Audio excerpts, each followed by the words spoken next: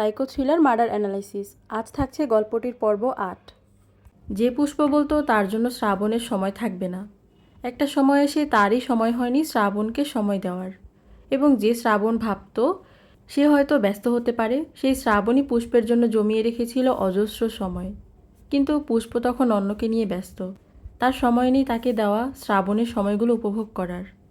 শ্রাবণকে শোনাবে বলে শেখা গানগুলো সে তখন অন্যকে শোনাতে ব্যস্ত। এইসব ভাবতে ভাবতে শ্রাবণ খেয়াল করলো দূরের সেই জোড়া মানুষগুলো তখন তার স্বপ্নের মতো করে খুনসুটি করছে। সে এড়িয়ে গেল সেদিন। পরের দিন শ্রাবণ আবারও দেখল তাদের। রাত তখন 12:40। ঘুম আসছিল না শ্রাবণের। অনেক চেষ্টা করলো ঘুমানোর। পুষ্পের সাথে রাত 10টার দিকে কথা হয়েছিল তার। তারপর থেকে আর কথা হয়নি, কোনো মেসেজও না। অথচ পুষ্প তখন চ্যাটে ছিল। এই নিয়ে আগে শ্রাবণ তাকে জিজ্ঞেস করলে সে বলতো নেট অন থাকে তাই তাকে অনলাইনে দেখা যায়। কিন্তু শ্রাবণ জানতো পুষ্প যা বলছে তা সত্য না। তবুও সেসব সত্য বলে ধরে নিয়ে নিজেকে বোঝানোর চেষ্টা করতো অনেক। সে জানতো পুষ্প তখন চ্যাট করছিল বাশারের সাথে। ঘুমানোর আগ পর্যন্ত চলবে তাদের কথোপকথন। পুষ্প ঘুমাতো সাধারণত 1টা থেকে 2টার মধ্যে। সেদিন মধ্যরাতে বারান্দায় আকাশ দেখতে গিয়ে আবার তাদের দেখা পেল শ্রাবণ। সেই প্রেমিক প্রেমিকাদের যাদের মাঝে সে একসময় নিজের দেখা স্বপ্নগুলোকে খুঁজে পেত, যেগুলো কখনোই পূরণ হয়নি তার। শ্রাবণ বারান্দায় যেতেই দেখল তখনও তারা বারান্দায় দাঁড়িয়ে আকাশ দেখছে। সেদিন ছিল ভরা পূর্ণিমা। এমন রাতগুলোতে শ্রাবণের খুব ইচ্ছে হতো পুষ্পের সাথে একসাথে আকাশ দেখার। ভরা পূর্ণিমা খুব প্রিয় ছিল পুষ্পের। এমন রাতগুলোতে সম্পর্কের শুরুতে পুষ্প প্রায় কল দিয়ে বলতো, চলো একসাথে আকাশ দেখি। চাঁদের প্রতি এত বেশি আকর্ষণ ছিল না শ্রাবণের, তাই কোন দিন পূর্ণিমা আর কোন দিন অমাবস্যা সে নিয়ে ধারণা ছিল না তার। চাঁদের প্রতি তার আগ্রহ ছিল কেবল ছোটবেলায়। সেও ছোটবেলায় অন্য 8-10টা বাচ্চাদের মতো চাঁদের সাথে সাথে হাঁটত, একবার সামনে একবার পিছনে। আর বলতো চাঁদও তার সাথে হাঁটে, এবং চাঁদের এই হাঁটা নিয়ে অনেক বেশি কৌতূহল ছিল তার। সে ছোটবেলায় তার বাবাকে জিজ্ঞেস করত, আচ্ছা বাবা, চাঁদ আমাদের সাথে হাঁটে কেন? তখন বাবা বলতো, চাঁদ আমাদের সাথে হাঁটে কারণ চাঁদ আমাদের এলাকা চিনে তো তাই। অচেনা এলাকায় একা একা হাঁটা ঠিক না, এতে পথ ভুল করার সম্ভাবনা থাকে। তাই চাঁদ আমাদের দেখলে আমাদের সাথে সাথে হাঁটে, যাতে পথ ভুল করার কোনো সম্ভাবনা না থাকে। শ্রাবণ ছোটবেলা থেকেই ছিল অনেক বেশি কৌতূহলী। নানা বিষয় নিয়ে নানা ধরনের কৌতূহল ছিল তার।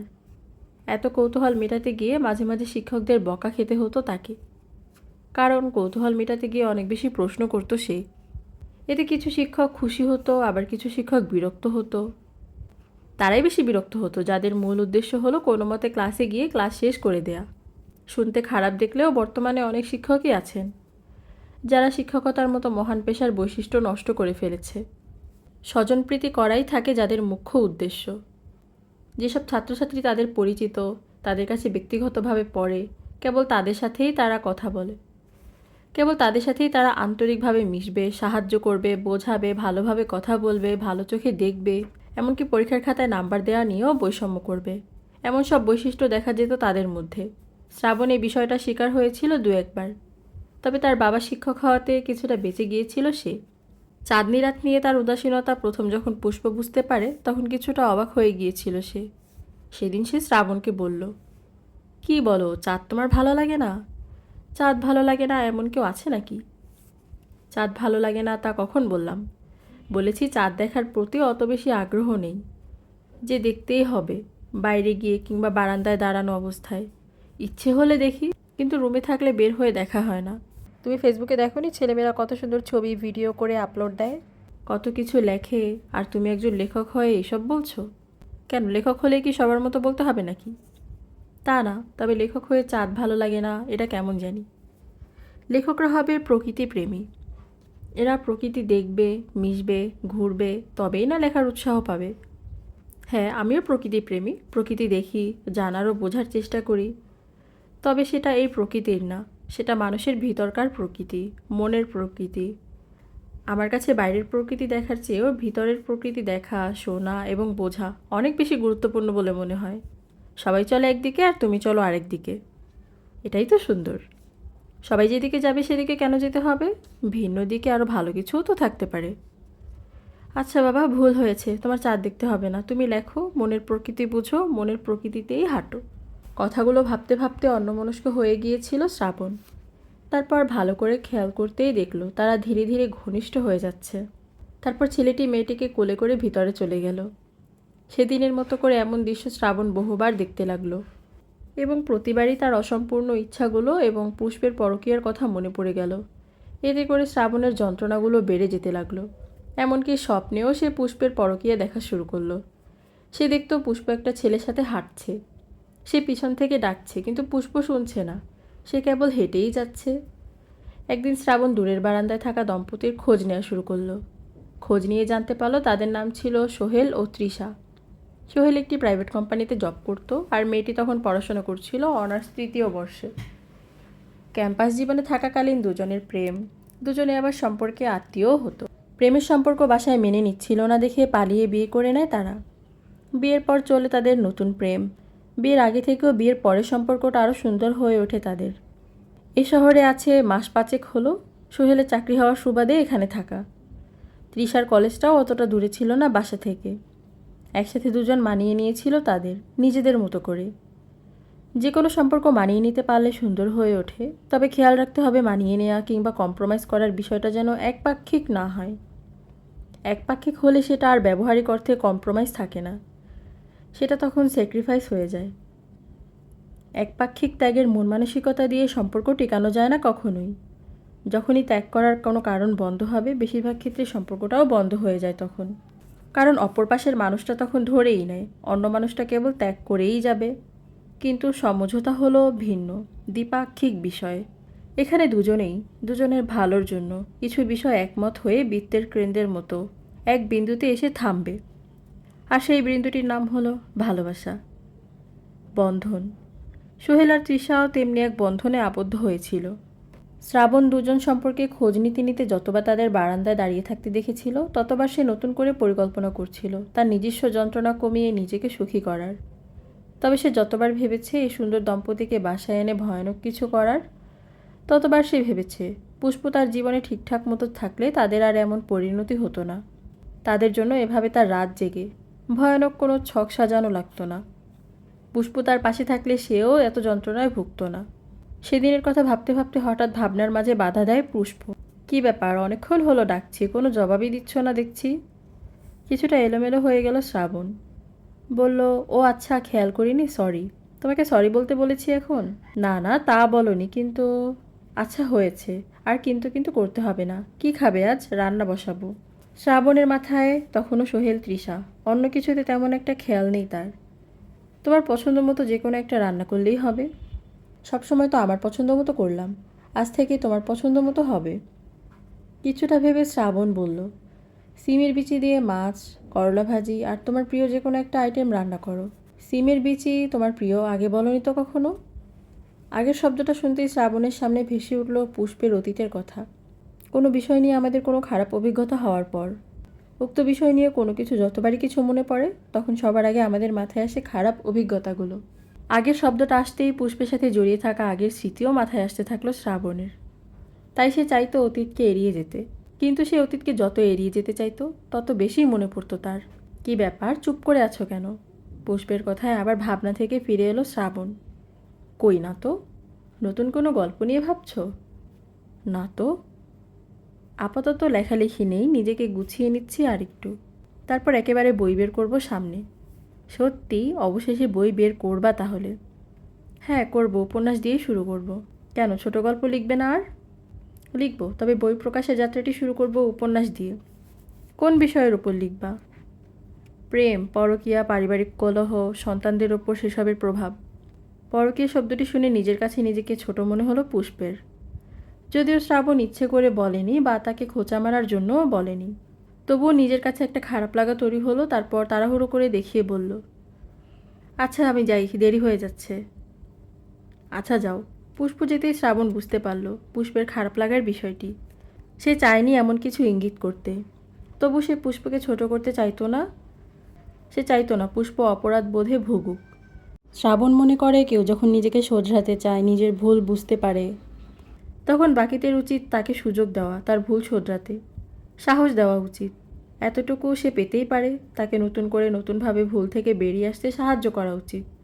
এক্ষেত্রে সবচেয়ে বেশি সাহায্য ও সাহস দিতে পারবে ভুল সংশোধন করতে চাওয়া মানুষটির কাছের মানুষজন। তারা একটু চাইলেই খুব সহজে ভুল করা মানুষটিকে শোধরাতে পারবে নিজেকে। সে সবসময় চাইতো পুষ্প তার ভুল থেকে বেরিয়ে আসুক।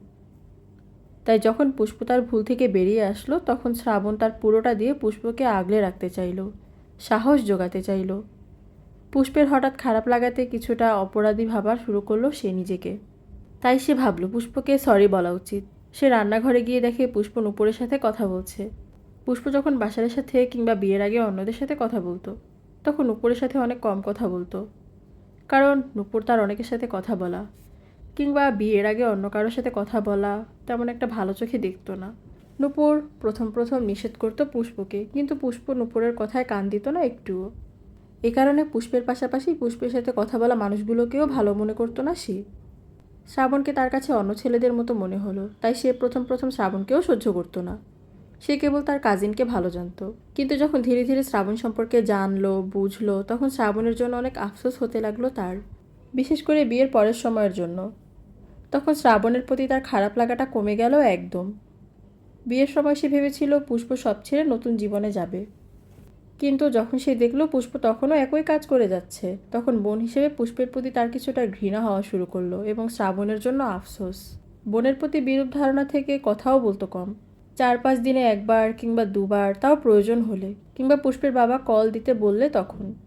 অথচ একসময় পুষ্পকে ছাড়া কিছুই বুঝতো না নূপুর। পুষ্পও তেমন। দুজনে একজোট হয়ে থাকতো, একসাথে খেত, একসাথে ঘুমাতো। নূপুরের জন্য সে ছাড়া পৃথিবীতে এত কাছের আর কেউই ছিল না তখন। সে নূপুরের আশ্রয় হয়েছিল তখন। পুষ্পের মা মারা যাওয়ার পর থেকে সে বোনের পাশে পাশে বসে থাকতো। তখন সে বুঝতো না মা বলে ডাকা মানুষটি তার সৎ মা। সে তখন সৎ মা, আসল মা এসবের পার্থক্য বুঝতো না। তবে সে এটা বুঝতো তাদের মায়ের কিছু একটা হয়েছে। যদিও তাকে সবাই বলছিল তার মা বেড়াতে গিয়েছে, আবার চলে আসবে। সেও প্রথম প্রথম বিশ্বাস করে মায়ের জন্য অপেক্ষার প্রহর গুনতে লাগলো। তার বাবা যখন টেবিলে খেত তখন নূপুরের খাওয়া বারণ ছিল। নূপুরের খাওয়া বারণ থাকতো বলে পুষ্পও খেত বাবার খাওয়ার আগে কিংবা পরে, বোনসহ একসাথে খেত। যদিও সৎমা তখন নূপুরকে নিজ হাতে খাইয়ে দিতে চাইতেন। তবে নূপুর ভয় পেত সৎমাকে, বাবাকে, এবং পেতে পেতে বাবার সাথে থাকা মানুষটিকেও ভয়ের দৃষ্টিতে দেখত সে। যতই বড় হতে লাগলো ততই একে অন্যের সহযোগী হতে শুরু করলো। বাবার অবহেলায় মাঝে মাঝে খুব কান্না করত নূপুর। নূপুরের কান্না দেখে প্রথমে নীরবে দাঁড়িয়ে দাঁড়িয়ে কাঁদত পুষ্প, তারপর নিজেকে সামলে বোনকে সামাল দিত। এভাবেই নূপুরের সব কিছু ভাগ করে নিতে লাগলো পুষ্প। এই ভাগাভাগিটা পুষ্পের প্রথম প্রেম পর্যন্ত খুব ভালোভাবেই চলছিল।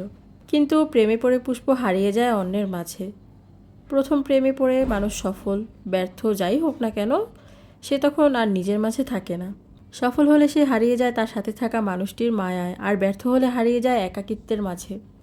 পুষ্পের ক্ষেত্রেও তাই ঘটেছিল। সে প্রথমে নিজেকে হারিয়ে ফেলেছিল, প্রথমত প্রেমে পড়া শিহরের মাঝে, আর শেষে একাকিত্বের মাঝে। বেশিরভাগ মেয়েদের ক্ষেত্রে একটা সাধারণ ভুল থাকে, তারা প্রথম প্রেমের ক্ষেত্রে বেশিরভাগ সময় অনেক তাড়াহুড়ো করে সিদ্ধান্ত নেয়। তারা তখন অতটা চিন্তাভাবনা করে দেখে না কোনটা ফাঁদ আর কোনটা আসল, কোনটা লোক দেখানো ভালোবাসা আর কোনটা সত্যিকারের ভালোবাসা। তারা বুঝতে চেষ্টা করে না তাদের মন থেকে পাওয়ার জন্য অনেক অনেক পরিকল্পনা করে জাল বিছাতে থাকে, যাতে কোনো না কোনো দিকে তারা আটকে যায়। তাদের এটা বোঝা উচিত যে অপর মানুষটি যদি আসল রূপ দেখায়, তবে তারা কখনোই তার প্রেমে পড়বে না। তাই প্রথম প্রথম ভালোবাসার এবং ভালো লাগার অভিনয় শুরু করে অনেকে। এই অভিনয় যে শুধু ছেলেরা করে তাও না, এই অভিনয় কিছু কিছু মেয়েরাও করে। কাঙ্ক্ষিত মোহ শেষে এই অভিনয় করা মানুষগুলো হারিয়ে যায় এই লক্ষ্য উদ্দেশ্য হাসিল করতে। বর্তমানে খুব কম মানুষই পাওয়া যাবে যাদের প্রথম প্রেমই শেষ পর্যন্ত শেষ হিসেবে টিকেছিল। প্রেমে পড়ার পর পুষ্প তার দৈনন্দিন কাজ ভুলে গেল। সে সবসময় ফোন, ফেসবুক এসব নিয়ে ব্যস্ত থাকা শুরু করলো। প্রেমের শুরুটাও পুরোপুরি পুষ্পর ইচ্ছেতে হয়নি। ছেলেটি নিজের ক্ষতি করবে, মরে যাবে, এই সেই বলে প্রেমেতে রাজি করায় পুষ্পকে। পুষ্পের বয়স তখন কম হওয়ায় এসব বলে রাজি করাতে সহজ হয় তার। তারপর চলে পুষ্পের ওপর তার দখল নেওয়া এবং উদ্দেশ্য হাসিল। নূপুর বুঝতো ধীরে ধীরে তার বোন অনেক পরিবর্তন হয়ে যাচ্ছে, কিন্তু তার চুপচাপ স্বভাবের কারণে সে থামাতে পারেনি পুষ্পকে। তবে মাঝে মাঝে অনেক কথা প্রসঙ্গে বলতো পুষ্প তার থেকে অনেক দূরে চলে যাচ্ছে, তাকে আলাদা করে দিচ্ছে। একদিন নূপুরের মন খারাপের কথা। বোনকে নানা আকার ইঙ্গিতে মন খারাপের বিষয়টা বোঝানোর পরেও পুষ্পের তেমন প্রতিক্রিয়া না দেখে বলল, আমাদের মা কেমন ছিল আপু? পুষ্পের দৃষ্টি তখনও ফোনের দিকে, প্রেমিকের চ্যাট বক্সে চ্যাট করতে করতে সে বলল, আমারও তেমন মনে নেই, ছবিতে দেখেছি কেবল, তবে মানুষ হিসেবে কেমন তা জানি না। হঠাৎ এ প্রশ্ন কেন? না এমনি। ও আচ্ছা, এই বলে সে আবার চ্যাটে ব্যস্ত হয়ে গেল। নূপুর আবার কথা বলা শুরু করলো, মা থাকলে আমাকে আর এতটা একা থাকতে হতো না, তাই না? নূপুরের এই প্রশ্নে পুষ্প তার দিকে তাকালো। সে তখন চোখে পানি লুকানোর চেষ্টা করছিল অনেক। ফোন থেকে পুষ্পের নজর তখন তার দিকে। কী রে, কী হয়েছে তোর, কাঁদছিস কেন? নিজেকে আর সামলাতে পারলো না সে। তুই অনেক বদলে যাচ্ছিস আপু। বলতে বলতে কান্না আরও বেড়ে গেল তার। আরে যা, কি বলিস তুই, আমি কেন বদলাবো? এখন আর আমাকে সময় দেওয়ার মতো সময় থাকে না তোর। সব সময় ফোন নিয়ে ব্যস্ত। আমার সাথে খাস না, একসাথে থাকলেও তোর নজর থাকে ফোনের দিকে। নূপুরের অভিযোগের বিপরীতে নিজের হয়ে বলার মতো কিছুই খুঁজে পাচ্ছিল না পুষ্প। আচ্ছা আর এমন হবে না, সরি। সেদিনের পর 3-4 দিন নূপুরের দিকে নজর দেওয়া শুরু করলো আবার। তারপর আবার সেই ফোন, প্রেম নিয়ে ব্যস্ত হয়ে গেল সে। অবশেষে প্রেমটি 6 মাসও টিকল না তার। নির্দিষ্ট উদ্দেশ্য শেষে শিহাব সম্পর্ক ভেঙে দিল তাদের। সম্পর্ক ভাঙার ইচ্ছে থাকলে অত বেশি অজুহাতও দরকার হয় না। শুধু একটু ফোন ধরতে দেরি হওয়া নিয়েও ঝগড়া শুরু করে সম্পর্ক শেষ করা যায়। যেদিন তাদের সম্পর্ক ভাঙে সেদিন সে নূপুরকে পড়া বুঝিয়ে দিচ্ছিল। পরের দিন নূপুরের পরীক্ষা ছিল। পড়া বুঝিয়ে দেওয়ার সময় কল দিল শিহাব। প্রেমে পড়ার পর ছেলেমেয়েদের দৈনন্দিন কাজের মধ্যে অন্যতম একটি কাজ হয়ে ওঠে খাওয়া, গোসল কিংবা অন্যান্য কাজের সময় ফোন চার্জে দেওয়া। নূপুরকে পড়ানোর সময় পুষ্পও ফোন চার্জে দিয়ে রাখলো, যাতে করে পড়ানোর সময়টাতে চার্জ পুরোপুরি হয়ে যায় এবং সে শিহাবের সাথে ঘুমানোর আগ পর্যন্ত চ্যাট করতে পারে। চার্জে দেওয়া অবস্থায় কল দেয় শিহাব। প্রথম কলটা কয়েকবার রিং হতেই কেটে দিল। 2 মিনিট অপেক্ষা করে আবার কল দিল সে। শিহাব বুঝতে পারল পুষ্প ফোনের আশেপাশে নেই, থাকলে পুষ্প ততক্ষণে কল দিত তাকে। তাই সে এই সুযোগটা কাজে লাগালো। একের পর এক কল দিতে থাকলো। তখন প্রতিটি কলই কিছুক্ষণ বাজতেই কেটে দিত সে। সে চেয়েছিল পুষ্প যেন অনেকগুলো কল না ধরতে পারে এবং সে অনেক রাগ দেখিয়ে সেটাকে ঝগড়াতে পরিণত করে, অতঃপর সম্পর্কের ইতি টানতে পারে। পুষ্প কলগুলো দেখলো অনেক পরে, নূপুরকে পড়ানো শেষে, নিজের খাওয়া দাওয়া শেষ করে তারপর ফোন আনতে গেল সে। শিহাবের এতগুলো কল দেখে কিছুটা ভয় পেয়ে গেল। শিহাব সাধারণত একসাথে এত কল দেয় না কখনোই, কিন্তু হঠাৎ সেদিন এত কল দেখে নূপুরের গতিবিধি লক্ষ্য করে সেও পাল্টা কল দিল শিহাবকে। শিহাব তখন তার নতুন প্রেমিকাকে নিয়ে ব্যস্ত। তার কাজই ছিল এমন কয়েক মাস পর পর প্রেমিকা পাল্টানো। পুষ্পের কল দেখেও সে কথা চালিয়ে গেল। তার ফোনে কল আসছে বুঝতে পেরে অপর পাশ থেকে তার নতুন প্রেমিকা বলল, কি ব্যাপার, কে কল দিচ্ছে তোমাকে? আর বলো না, ভার্সিটির এক সিনিয়র ভাই। এত রাতে? হ্যাঁ, তার কমন সেন্স বলতে কিছুই নেই। কেন কল দিচ্ছে? তার কোনো এক পরীক্ষা নাকি আমাদের সাথে দিবে, তাই আমার থেকে শিট নিতে চাচ্ছে। তোমার কাছে আছে? হ্যাঁ আছে, কিন্তু দিব না। কেন? আরে পুরো বদমাশ একটা। পুরো সেমিস্টার মেয়েদের পিছনে পিছনে ঘুরে আর পরীক্ষা আসলে একে ওকে জ্বালাতন করে। তো তাহলে কল ধরে না করে দাও। সরাসরি না করলে আরেক ঝামেলা। কেন? রাজনীতি করে তো তাই। আচ্ছা বাদ দাও। ওকে। তখনও একের পর এক কল দিয়ে যাচ্ছিল পুষ্প। অবশেষে না পেরে নতুন প্রেমিকার ফোন রেখে পুষ্পের ফোন ধরল শিহাব। কেমন আছো? ঘুম ঘুম কণ্ঠে শিহাব বলল, আছি কোনো রকম। পুষ্প ভাবল শিহাব সত্যিই ঘুমাচ্ছিল এবং তার কলে শিহাবের কাঁচা ঘুম ভেঙে গেল। সে এমনিতেই শিহাবের অনেকগুলো কল ধরেনি, তার উপর কাঁচা ঘুম নষ্ট করেছে ভেবে কিছুটা ভয় ভয় জিজ্ঞেস করলো, তুমি কি ঘুমাচ্ছিলে? কিছুটা রেগে গেল শিহাব। না, নাচছিলাম। নাচবা আমার সাথে? পুষ্পের ভয় আরও বেড়ে গেল। সরি, আমি বুঝতে পারিনি। তাহলে কি এখন রেখে দিব? না, রাখবা কেন, বক্তব্য দাও, আমি শুনি। কাঁপা কাঁপা গলায় পুষ্প বলল, রেগে যাচ্ছ কেন? রাখবো না তো কি আদর করব? শিহাব, আমি সরি। সরি সরি দিয়ে আমি এখন কি করব? আসলে আমি খেয়াল করিনি। তুমি আর কী বা খেয়াল করো আমার? এভাবে কথা বলছো কেন? কিভাবে কথা বলছি? আচ্ছা শিহাব, প্লিজ বাদ দাও না। কি বাদ দিব? এতগুলো কল দিলাম আর তুমি কি করছো? আমি দেখিনি, ফোন চার্জে ছিল। তো এখনও চার্জে রাখো, ফোন দিতে বলেছে কে? আচ্ছা বাদ দাও না, আমি তখন নূপুরকে পড়াচ্ছিলাম। একদিন নূপুরকে পড়াবা, একদিন ওর মন ভালো করবা, একদিন বাবা মায়ের ভয়ে ফোন সাইলেন্ট রাখবা, এভাবে হয় না পুষ্প। কি হয় না? এভাবে সম্পর্ক হয় না, চলে না, চালানো যায় না। কি বলছো এসব? একদিন ফোন ধরতে পারিনি তাই বলে এত কিছু শুনতে হবে? একদিন? তো আরও অনেক দিন তুমি লেট করেছো। যখন কল দিই তখন সাথে সাথে ধরতে পারো না। দেখো, কাজ তো থাকে। আর এমন তো না যে আমি পরে আর কল দেই না। কল তো দেই। দাও, অসময়ে দাও, সময় তো আর দাও না। তুমি তো আমার অবস্থা সব জানো। হ্যাঁ, জানি বলেই বললাম, এভাবে আর হয় না। অনেক মানিয়ে নিয়েছি, আর পারবো না। কি বলো এসব? প্লিজ শান্ত হও, এমন আর হবে না। দেখো, আর এমন হোক সেটাও আমি চাই না। আমার দরকারের সময় যদি তোমাকে না পাই তো তোমায় দিয়ে কি আমি পূজা করব? শান্ত হও। আর এমন হবে না, কথা দিচ্ছি।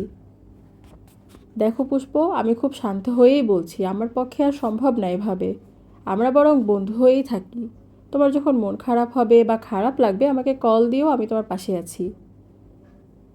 তার মানে তুমি তোমার কথাই রাখবে, আমার কথা শুনবে না?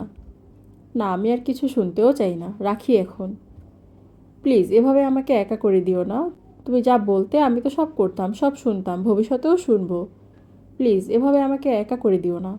দেখো পুষ্প, ঘ্যান ঘ্যান প্যান প্যান করবা না, ভালো লাগে না। আমি এখন ঘুমাবো, সো রাখি। এই বলে কল কেটে দিল শিহাব। পুষ্প সাথে সাথে আবার কল দিল। প্রথমবার কল ধরলো না শিহাব, পরের বার কল ধরে রেগে গেল সে। কি ব্যাপার, তোমাকে না বলছি কল না দিতে? আমি এখন ঘুমাবো। প্লিজ তুমি একটু শোনো আমার কথা, আমি বলছি তো আর কখনো এমন হবে না। শিহাব তখন খুব শান্ত স্বরে পুষ্পকে বলল, দেখো পুষ্প, তোমার সৎ মা, ছোট বোনকে পড়াশোনার দায়িত্ব, প্রেম, আসলে এত কিছু একসাথে কখনোই হয় না। যে কোনো একটা তোমাকে বাদ দিতে হবে। যেহেতু তুমি দায়িত্ব বাদ দিতে পারবে না, তোমার বোনের দেখাশোনা বাদ দিতে পারবে না, তাই তুমি প্রেমটা বাদ দিয়ে দাও। এটা বরং তোমার জন্য, আমার জন্য, আমাদের সবার জন্য ভালো হবে। পুষ্পের কণ্ঠে তখন কান্নার সুর। তুমি তো জানো আমি সব কিছু ঠিকঠাকভাবে দেখাশোনা করা এবং তোমার সাথে সম্পর্ক দুটোই বজায় রাখতে চাই। আর আমার তো কোনো সমস্যা হচ্ছে না, তাহলে তোমার কেন সমস্যা হবে? তোমার তো সমস্যা হবে না, সমস্যা তো আমার হবে।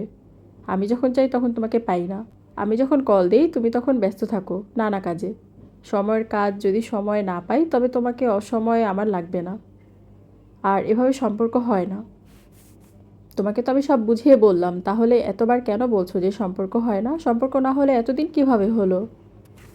এতদিন আমি মানিয়ে নিয়েছি তাই সম্পর্কটা টিকে ছিল, কিন্তু এখন আর মানাতে পারছি না। এতদিন তুমি মানিয়ে নিয়েছো নাকি এতদিন? থাক, বললাম না আর। পুষ্প খেয়াল করলো শিহাবের আরেকটি ফোনে বারবার কল আসার শব্দ। সে কিছুটা আন্দাজ করতে পেরে শিহাবকে প্রশ্ন করলো, তাহলে এই ব্যাপার? কিছুটা থতমত খেয়ে শিহাব বলল, এই ব্যাপার মানে কোন ব্যাপার? এই যে এত রাতে কল আসা। কেন, এত রাতে কেউ কল দিতে পারে না? হ্যাঁ পারে, তবে এতবার না। আচ্ছা, বুঝে গেছো যখন তখন বলি, তোমার নানা সীমাবদ্ধতার কারণে তোমার আমার মধ্যে একটা দূরত্ব তৈরি হয়ে গেছে। তাই আর এই দূরত্বে আমার সাথে অন্য একজনের খুব ভালো সম্পর্ক হয়ে উঠেছে।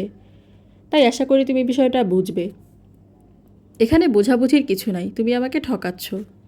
যদি মনে হয় ঠকাচ্ছি তাহলে সেটাই। আর কিছু বলবে?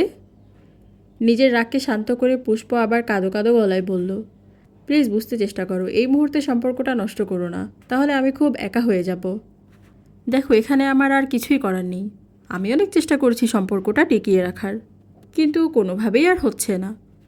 আচ্ছা, এখন আমি ঘুমাবো। আসলেই ঘুমাবে নাকি কথা বলবে? যেটা তুমি ভালো বোঝো। রাখছি, ভালো থেকো। এই বলে ফোন কেটে দিল শিহাব। ততক্ষণে ভিতরে ভিতরে আহাজারি শুরু হয়ে গেল পুষ্পের। সে কোনো মতে মানতে পারছে না যে ছেলের জন্য সে এত কিছু করলো, যে ছেলের জন্য সে রাতের পর রাত জেগে কথা বলল, যে ছেলের জন্য সে তার বোনের দেখাশোনা পর্যন্ত ঠিকভাবে করলো না। সে ছেলেটা তাকে ছেড়ে অন্য কাউকে নিয়ে ব্যস্ত। সেই ছেলেটা তাকে বলছে সে আর মানাতে পারছে না। সে রাতে কথা শেষ করে ফোন কাটার পর পুষ্প অনেক কেঁদেছিল একা একা। পরের দিনও অনেক বুঝিয়েছিল শিহাবকে, কিন্তু শিহাব পুষ্পের কোনো কথাই শুনল না আর। পুরো দিন তেমন কিছু খায়নি পুষ্প। সারাদিন মন খারাপ করেছিল সে। রাতের উপর যখন পড়া বুঝতে আসলো তখন পুষ্প অনেক বেশি রেগে গেল। এখন যা, আজ পড়া বোঝাতে পারবো না। একটু বুঝিয়ে দে না আপু, আমার কাল পরীক্ষা। বললাম না এখান থেকে যেতে। পুষ্পের কথায় নূপুর চুপ হয়ে গেল। তখনও রাগ কমেনি পুষ্পের। আমরা যখন রাগ ঝাড়ার কোনো উপায় না পাই তখন আমরা জেনে কিংবা না জেনে আমাদের সবচেয়ে কাছের নিরীহ মানুষগুলোর ওপর রাগ ঝেড়ে ফেলি বেশিরভাগ সময়। পুষ্প তখন যার ওপর রাগ করা উচিত তার ওপর রাগ ঝাড়তে না পেরে নিরীহ নূপুরের ওপর রাগ ঝাড়া শুরু করলো। তুই ক্লাস করিস না ঠিক মতো, নাকি মনোযোগ থাকে না ক্লাসে? রোজ কেন আমাকে বুঝিয়ে দিতে হবে? আমাকে কি তোর চাকর মনে হয়? যেভাবে চাইবি পাবি। নূপুর ভয়ে চুপ হয়েছিল একদম, তারপর বলল, সরি আপু, আসলে আমার। নূপুরের কথা শেষ না করতে দিয়ে পুষ্প আবার বলল, আসলে কি আমাকে জ্বালাতে ভালো লাগে, তাই তো? মা মারা গিয়ে আমাকে একটা নরকের মধ্যে ফেলে গেল। কথাগুলো শুনে আর কিছু বলার মতো অবস্থায় ছিল না নূপুর। তার চোখে মুখে নেমে এলো এক শব্দহীন কান্না। পুষ্পও বুঝতে পারল নূপুর কাঁদছে এবং তার জন্যই কাঁদছে, এবং সে যা বলেছে তার প্রত্যেকটি শব্দ নূপুরকে মারাত্মকভাবে আঘাত করেছে। সে জানতো সে ছাড়া নূপুরের আর কেউ নেই। তার কাছে গিয়ে যা ইচ্ছে বলবে, সুখ দুঃখের কথা বলবে, প্রতিদিনের সব কথা ভাগাভাগি করবে, এটা করে দিতে বলবে, ওটা করে দিতে বলবে। কিন্তু সে সব জেনে শুনেও নূপুরকে কষ্ট না দিয়ে থাকতে পারল না সেদিন। নিজেকে আটকাতে পারল না কথা বলা থেকে। শিহাবের কারণে নিজের উপর এত বেশি রাগ ক্ষোভ হলো যে তার মুখে যাই এলো সে সব বলে ফেলল নূপুরকে। নূপুরকে কথাগুলো বলার পর নিজেকে কিছুটা হালকা লাগছিল তার, কিন্তু একটু পরেই সে অনুভব করলো নূপুরের অনুভূতিগুলো। নূপুর একদম চুপ হয়ে সামনে থেকে চলে গেল পুষ্পের। পুষ্প কিছুক্ষণ পর বেশ কয়েকবার ডাকলো নূপুরকে, কিন্তু কোনো সাড়া শব্দ নেই। একটু পরে নিচ থেকে এসে কিছুটা ভাঙা গলায় নূপুর বলল, আমাকে ডেকেছিস? কিছুটা অপরাধবোধ এবং কিছুটা শাসন নিয়ে পুষ্প বলল, তোর না কাল পরীক্ষা? হ্যাঁ, কাল সকালে। তো পড়াশোনা করস না? নূপুরের কণ্ঠে কিছুটা দীর্ঘশ্বাস। হ্যাঁ, পড়ছি। বই নিয়ে আয়। সমস্যা নেই আপু, আমি গাইড থেকে বুঝে নিব। কথাটি বলতে কণ্ঠ কিছুটা ধরে এলো নূপুরের। পুষ্প গলায় শাসনের সুর আরেকটু বাড়িয়ে দিয়ে বলল, যা বলছি তাই কর, বই আন। লাগবে না, তোকে বই আনতে বলেছি। আচ্ছা। আর কথা বাড়ালো না নূপুর। কথা বলার সময় কেউ কারো চোখের দিকে তাকালো না একবারও। নিচের দিকে তাকিয়ে কথা শেষ করলো দুজন। কিছু কিছু পরিস্থিতিতে সবচেয়ে বেশি কঠিন হয়ে দাঁড়ায় কাছের মানুষদের চোখে চোখ রেখে কথা বলাটা। নূপুর কিংবা পুষ্পের কারোরই সেদিন সাহস ছিল না চোখে চোখ রেখে কথা বলার। একটা সংকোচ, একটা অপরাধবোধ দুজনকেই বাধ্য করছিল চোখ নিচে রাখতে। তারপর অনেকক্ষণ নূপুরকে পড়া বুঝিয়ে দিল পুষ্প। পড়া বোঝানোর পুরো সময়টা কেউ কারো চোখের দিকে তাকায়নি। নূপুর তাকিয়েছিল নিচের দিকে আর পুষ্প তাকিয়েছিল নূপুরের মুখের দিকে, এবং মাঝে মাঝে নিজের ভেতর একটা অপরাধ বোধ হচ্ছিল তার। অপরাধ বোধে ভুগতে থাকা ব্যক্তি কখনোই সুখী হতে পারে না। সুখী হতে হলে তাকে অপরাধ বোধ থেকে বের হতে হয়, নয়তো যতদিন তার ভেতরে অপরাধ বোধ থাকবে ততদিন সে বোধ তাকে তিলে তিলে শেষ করে দিবে। পড়ানো শেষে একসাথে পুষ্প খেতে ডাকলো নূপুরকে। সে খাবে না বলে জানালে পুষ্প তাকে আবারও ডাকলো। তবুও নূপুর খেলো না। পুষ্পও না খেয়ে শুয়ে পড়ল। সে রাতে কেউ কারোর সাথে কথা বলেনি আর। দুজন দুদিকে মুখ করে ঘুমানোর চেষ্টা করলো, কিন্তু ঘুমাতে পারলো না অনেকক্ষণ। সকালে ঘুম থেকে উঠে কিছু না খেয়ে পরীক্ষা দিতে চলে গেল নূপুর। সেদিন অনেকটা দেরিতে ঘুম ভেঙেছিল পুষ্পের। সে মেসেজে অনেকবার শিহাবকে বুঝিয়েছিল, কিন্তু কোনো কাজ হচ্ছিল না। অবশেষে সেদিন বান্ধবীদের কথা সত্য বলে মানতে বাধ্য হলো সে, এবং নিজের একরোখা সিদ্ধান্তের জন্য আফসোস করল। সম্পর্কের শুরুতে বান্ধবীরা তাকে বারবার বলছিল শিহাব সম্বন্ধে। সে প্রথম প্রথম বান্ধবীদের কথা বিশ্বাস করলেও পরে শিহাব যখন নিজের হাত কাটা ছবি দিল, পুষ্প তখন অবুঝের মতো হয়ে গেল। সে ভাবা শুরু করলো শিহাব তাকে সত্যিই ভালোবাসে, এবং এত বেশি ভালোবাসে যে শিহাব তার নিজের ক্ষতিও করতে পারবে। অথচ পুষ্পকে পাঠানো হাত কাটা ছবিটি ছিল আরেকজনের। শিহাব ইন্টারনেট থেকে ছবিটা সংগ্রহ করেছিল, আর এতেই কাজ হয়ে গিয়েছিল তার ক্ষতি আটকানোর দায়িত্ব নিয়ে নিল পুষ্প। তাকে শিহাবের সাথে অনেকের সম্পর্ক প্রসঙ্গে প্রমাণ দিয়েছিল পুষ্প সে বান্ধবীর সাথেও কথা বলতো না আর। অথচ সে বান্ধবীটি তার মন খারাপের সময়গুলোতে সবচেয়ে বেশি পাশে থাকতো।